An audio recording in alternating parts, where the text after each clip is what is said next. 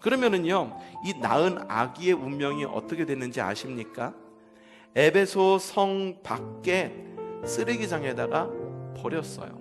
그 쓰레기장은 늘 불이 지펴 있는 곳이었었어요.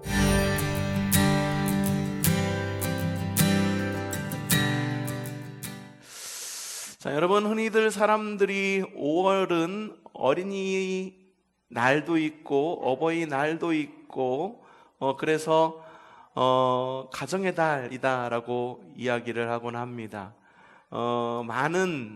대한민국의 많은 장소에서 이 가정의 달을 맞이해서 축제도 열고 잔치도 베풀고 행사들도 있죠. 가까운 데에서 여기에서는 또 구석기 축제가 열렸더라고요. 그래서 기쁜 마음으로 좀 가보고는 싶었으나 지켜야 할 곳이 있어서 가보지는 못해서 좀 많이 아쉬운 그런 마음이 있었어요. 불꽃놀이 어떻게 할까 좀 궁금했었는데 불꽃놀이 했다면서요. 정말 보고 싶었는데 그때 또 손님이 또 오셔가지고 이래서 또 같이 함께 시간을 보내느냐고 함께 그것도 못 봐서 좀 올해는 좀 많이 좀 아쉽다라는 생각이 들기도 합니다. 이처럼 많은 축제들이 열립니다. 가정의 달이기 때문에 열리는 것 같기도 합니다. 근데 가정의 달에 있는 유명한 날들이 있죠. 제일 먼저 어린이날 몇 월 며칠? 5월 5일. 또 어버이날 몇 월 며칠? 5월 8일. 스승의 날 몇 월 며칠? 5월 15일. 그리고 최후의 날 몇 월 며칠? 그런 날은 없어요. 없으니까 긴장하시지 마시고 그렇게 많은 날들이 있습니다. 늘 우리가 설교를 듣지만 어린이날, 소파 방정환 선생에 의해 가지고 이렇게 어린이 운동으로 시작된 것이 바로 어린이날이었던 것을 우리가 기억하고 있습니다. 그 전까지 어린이는 소모품이었었어요. 전쟁이 나면은 포탄 닦개 정도, 아니면은 이렇게 가정에서 일꾼 하나 느는 정도. 그래서 여아가 태어나면 반가워하지 않았어요. 일을 할 수 있는 사내 아이, 대를 이을 줄 아는 사내 아이가 태어나야지 반가워했던 것이 예전에 우리 사회의 모습이었었어요. 근데 방정환 선생이 그걸 보고선 안 된다. 우리 어린이들은 우리의 미래다라고 말하면서 일제치하에 있음에도 불구하고 우리 어린이들을 살려야 되고 어린이들을 나라의 일꾼으로 키워내야 된다라고 말하면서 애들 이놈 저놈 하던 것에서 어린이라는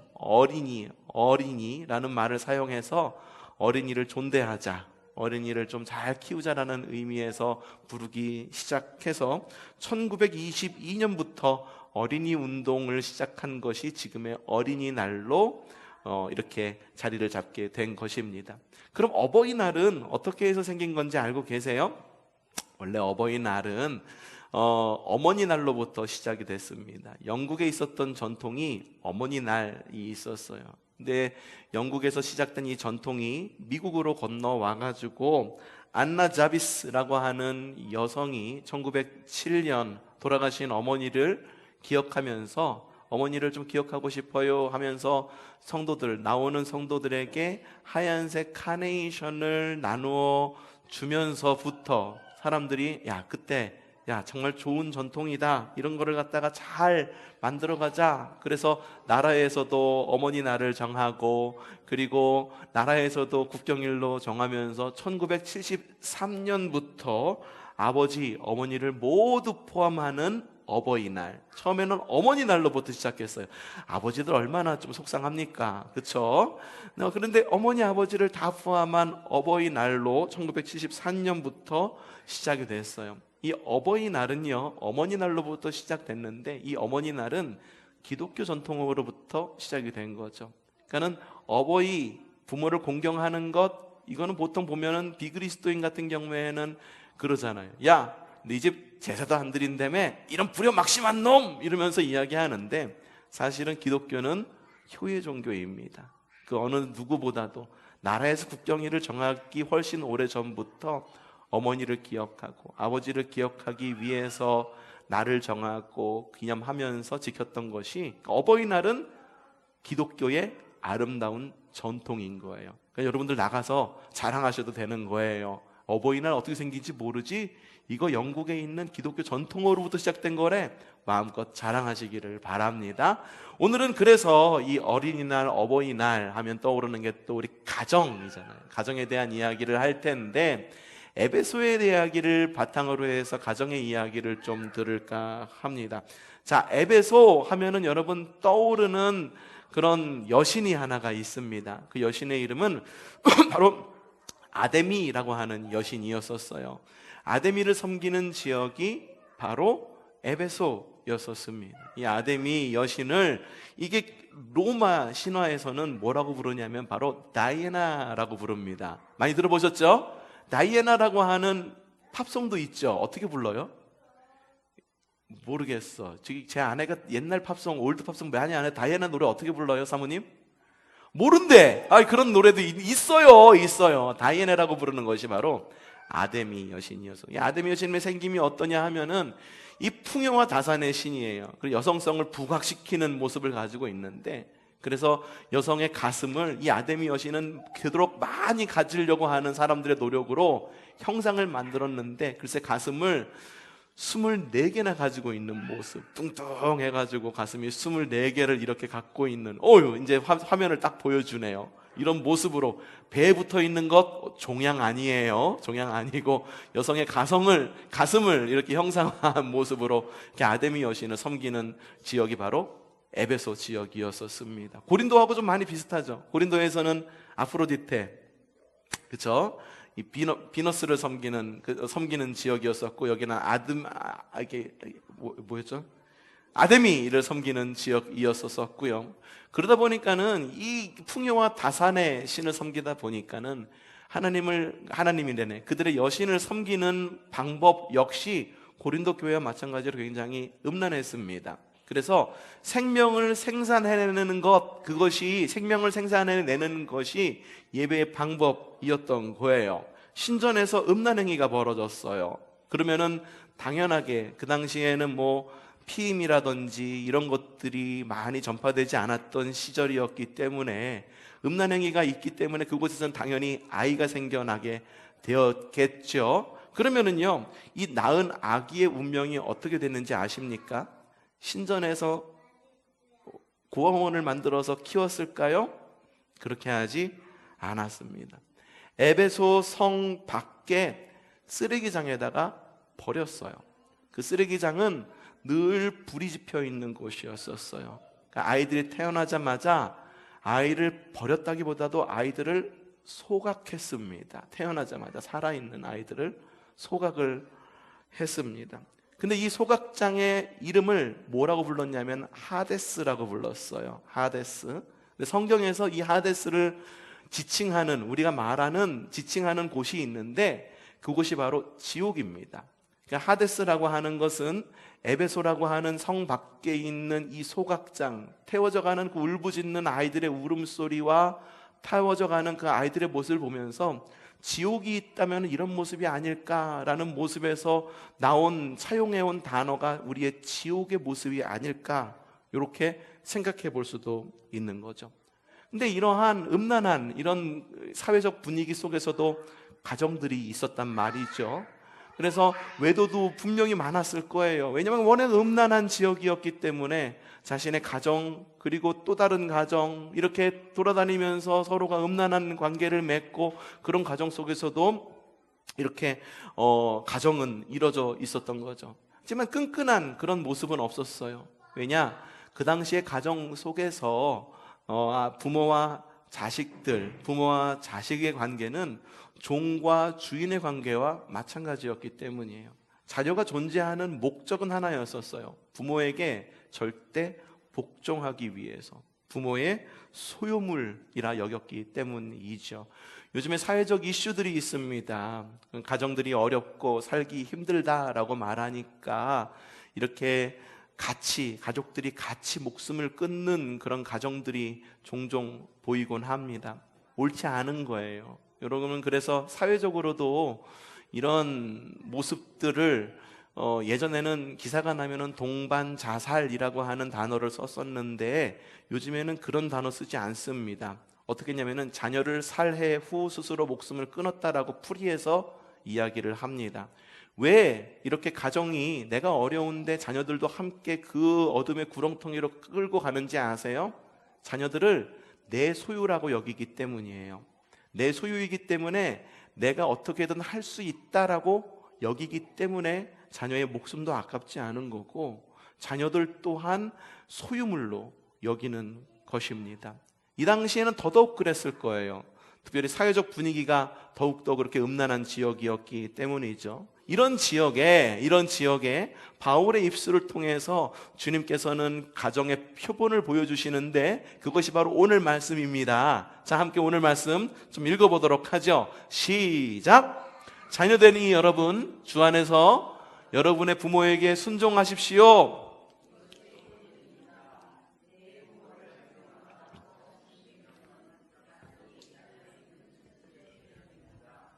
내가 잘되고 땅에서 오래 살 것이다 하신 약속입니다. 또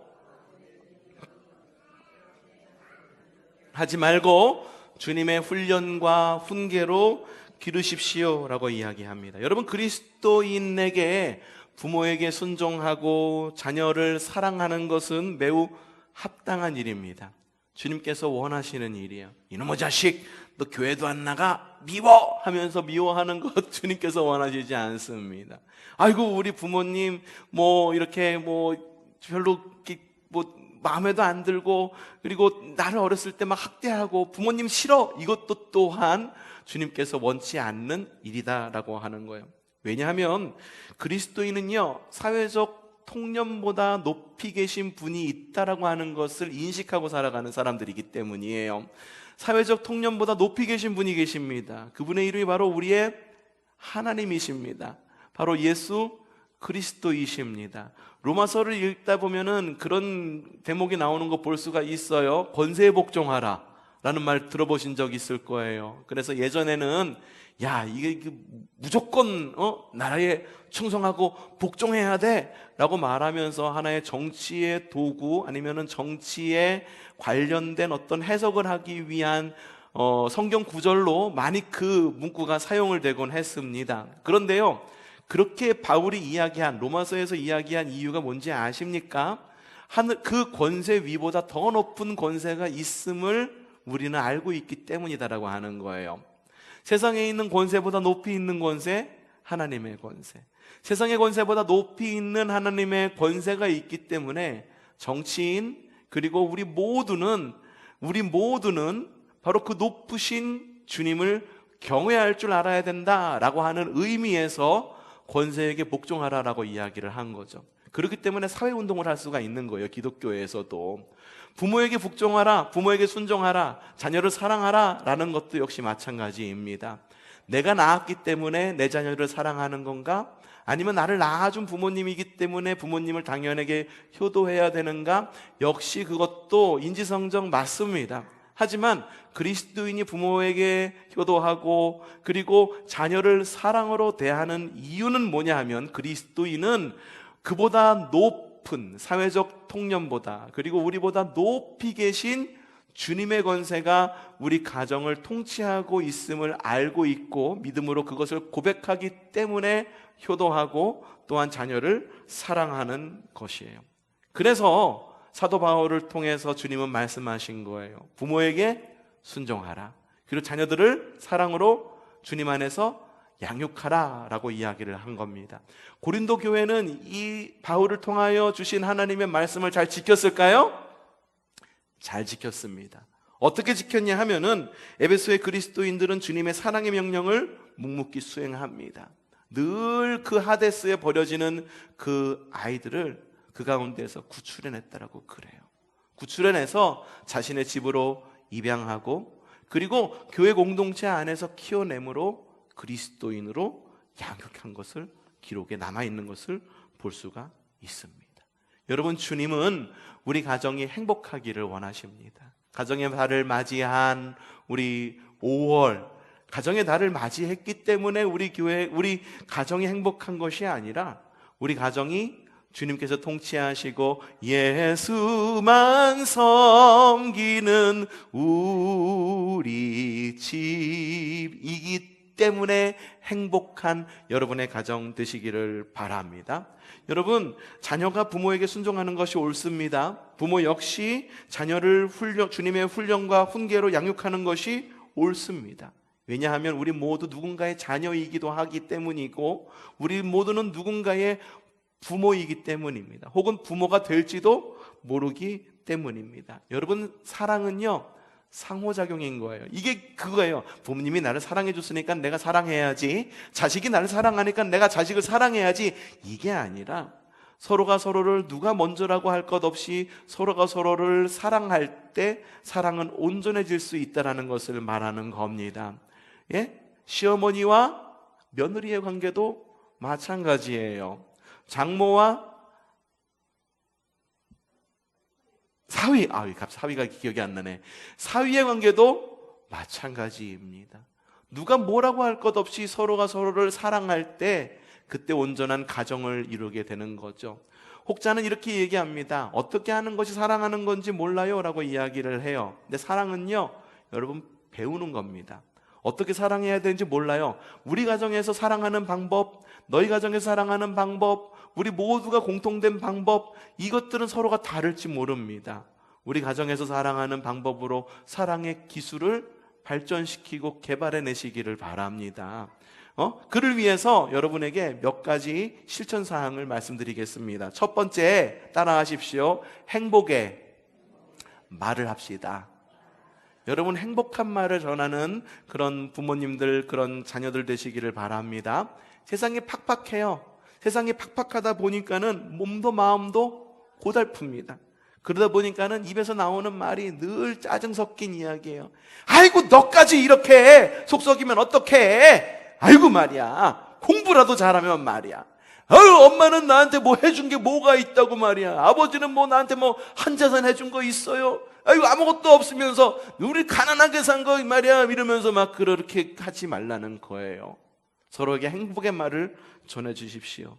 사랑해 라고 하는 말, 축복해 라고 하는 말, 당신밖에 없어, 당신이 최고야, 당신 나가서 일하느냐고 얼마나 고생하셨어요. 얼마나 고생했어. 통장에 보니까 월급 들어왔더라. 한 달 동안 수고해서 어깨도 주물러주고 월급 들어왔는데 쥐꼬리만한 월급 가지고 와가지고서 집에서 행세냐. 여러분, 이렇게 말하면 안 돼요. 이렇게 말하면 안 돼요. 이렇게 말하면은 안 돼요. 서로가 서로에게 복된 말. 그럼 남편은 어떻게 이야기해야 될까? 우리 사랑하는 우리 아무개가 집에서 살림도 잘해주고, 정말 난 벌어온 거 너무 작지만 이 작은 돈으로 쪼개갖고 살림 잘해줘서 우리 가정이 이렇게 행복할 수 있는 거지. 고마워 여보. 이렇게 말을 전해줄 수 있는, 행복의 말을 전할 줄 아는 그런 믿음의 가정이 되시기를 바랍니다. 세상이 아무리 가정이 흩어지는 가정이라고 해도 요즘에 이혼율이 50%라고 그러죠. 두 가정 중에 한 가정이 깨진대요. 50%예요. 옛날에 들었을 때만 해도 20%, 15% 이랬는데 지금 50%라고 그러더라고요. 그리고 아무리 다들 나는 비혼주의야, 결혼 안 할 거야 라고 말한다 할지라도 주님께서 말씀하시고 우리에게 주신 아름다운 가정, 아름다운 말로 아름답게 일궈가는 여러분의 가정 되시기를 바랍니다. 두 번째, 따라합시다. 만져 줍시다. 만져달라 이러니까 뭔가 이상한 거 생각하시면 안 돼요. 만져주라는 말은 영어의 touch라는 말에서 가져온 말이에요. 이 영어 서적에서 읽다 보니까는 이게 touch라는 말이 만져주다는 말로 이게 번역이 되는데, 이 만져주다라고 하는 말은 실제로 만져주라는 말도 있습니다. 자녀들을 많이 만져주세요. 많이 쓰다듬어주고, 많이 안아주고, 뽀뽀도 많이 해주고, 아이들한테 뽀뽀도 많이 받고요. 아이들이 크면은 안 하잖아요. 그쵸? 아빠한테서 뽀뽀 좀 해. 아빠 내가 나이가 몇인데 말이야, 이러면서 이런단 말이죠. 그러니까는 여러분, 아이들이 어렸을 때 많이 안아주고 많이 사랑을 주십시오. 다 컸어도 안아주십시오. 수고했다 아들아, 수고했다 딸아, 엄마 수고했어, 아빠 수고했어. 안아주고 껴안아주면서 실제로 만져주는 스킨십이 있기를 바랍니다. 부부 가운데도 좀 스킨십을 좀 하셨으면 좋겠어요. 가족끼리 어떻게 스킨십을 해? 가족끼리 스킨십 하셔야죠. 그렇죠? 가족끼리 예, 여러분 가족끼리 스킨십이 있으셔야 돼요. 그래서 서로 손도 잡아주고 뽀뽀도 잘 해주시고요. 그리고 안아주시기도 하시고 아름답게 이렇게 서로 만져주시기를 바랍니다. 또 한 가지 만져주다라는 말은 뭐냐 하면은 터치라는 말의 단어가 감동을 주다라는 말이 의미를 담고 있습니다. You touch my heart라고 하는 건 뭐냐면은 날 감동받았어 라고 하는 그런 의미를 담고 있어요. 만져줌으로 인해서 감동도 주시고 실제로 모든 감동이 여러분의 가정 가운데 넘쳐나시기를 바래요. 냉랭하게 갔다 오면은 양말 벗어 던지고 그냥 양말 던져 던지고 이 양말이 빨래통에도 못 넣는다라고 구박하고 그런 그지 말고 감동을 주세요. 여보, 내가 오늘은 양말을 빨래통에 넣을 거야. 뭐 이런 거 아주 간단한 이런 거로부터 어느 날 갑자기 갔는데 남편들이 막 밥을 차리고 있다거나 어느 날 뭐 이런 일들 감동을 줄 아는 그런 지혜가 여러분들에게 있기를 바랍니다. 세 번째로 여러분 감동을 줄 때는요 마음으로만 하면 안 됩니다. 따라합시다. 선물을 준비하십시오. 내 마음은 여러분을 사랑해. 내 마음은 남편을 사랑해, 아내를 사랑해, 자녀를 사랑해, 부모님을 사랑해. 말로만 하지 말고 실제로 마음만으로는 부족한 보고 만져지는 것으로 느끼게 해주시기를 바랍니다. 선물을 준비하시기를 바랍니다. 준비하셨어요? 준비하셨어요? 예, 만져지는 것으로 감동을 주세요. 우리 남편들 집에 들어가시면서 아내들을 위한 백 사가지고 들어가세요. 별로 남편들이 안 계시구나. 대부분 여성들이구나. 여성분들 집에 들어가시면서 오늘 저녁 남편들을 위한 맛있는 밥 말고 딴 게 뭐가 있을까? 선물을 좀 그동안에 하지 못했던 거, 갖지 못했던 거 선물을 좀 이렇게 좀 할 줄 아는 그런 지혜가 있기를 바랍니다. 자녀들에게도 마찬가지입니다. 부모님에게도 마찬가지입니다. 이래가 어린이날이라고 그래가지고선 오시는 손님들도 많았고 만난 가족들이 많았어요. 그러다 보니까는 주머니에 현금이 너무 많아. 그래가지고 여기 보고 있어. 어버이날이 언제라고 이래야? 그러니까는 이틀 남았어. 어제 그래도 이틀 남았어. 언젠데? 월요일이야. 그러면 이 월요일날 이래야 너 가지고 있는 현금으로 우리 저녁 같이 먹을까? 그러니까 얘가 한참을 고민해. 이걸 어떻게 써야 될까 고민을 해. 그러다 보면 좀 이따 이야기를 하더라고. 알았어. 우리 마라탕 먹으러 가자. 아, 정말 지가 좋아하는 거 먹으러 가재. 마라탕 먹으러 가자고 그래요. 그래도 부모의 마음은 그게 아니잖아요. 자기의 있는 주머니를 털어서 부모에게 뭔가를 갖다가 대접하고 뭔가를 갖다가 주고 싶어하는 마음. 자녀들에게도 선물하십시오. 보여지는 무엇인가로 내가 마음 알지, 내 마음 알지? 라고 그렇게 넘어가지 마십시오. 실제로 만져지는 선물을 준비하시기를 바랍니다. 네 번째로 따라하십시다. 가정 예배를 드리십시오. 여러분, 우리의 가정과 자녀는 우리의 소유물일까요? 아닙니다. 앞서도 이야기했지만 우리의 가정과 우리의 자녀들은, 우리의 부모님은 우리의 소유물이 아닙니다. 우리의 가정의 진짜 주인은 누구일까요? 바로 예수님이에요. 그러니 늘 이렇게 부르잖아요. 예수만 섬기는 우리 집. 그러니 여러분, 가족들끼리 모여서 가정 예배를 드려보십시오. 하나님, 우리 가정이 이렇게 모여서 가정 예배를 드립니다. 하나님, 지금은 어떻게 가정 예배 드리는지도 몰라서 형식도 어떻게 해야 되는지 모르지만 우리 가정, 엄마, 아빠, 그리고 아이들이 함께 드리는 이 예배를 받으셔서 우리 가정에 온전한 그런 행복을 누릴 수 있도록 주님 도와주세요 라고 기도하고 예배하는 우리 초성교회 성도들 되시기를 바랍니다. 자, 이번 한 주간 가족들에게 서로에 대한 사랑과 책임을 다하면서 행복할 말을 들을 권리, 안길 권리, 선물을 받을 권리, 주님께 예배할 권리를 충만히 누리시기를 바랍니다. 지금 우리 가정 에베소와 같은 그런 환경은 아니잖아요. 에베소 교회와 같은 그런 환경은 아니잖아요. 우리 가정이 그렇게 어려운 환경 가운데 놓일지라도 서로가 서로에 의해서 기대고 의지하여서 어려움을 잘 극복해 나가시기를 바라고, 극복한 어려움 위에서 더 행복한 믿음의 가정을 이루시기를 주님의 이름으로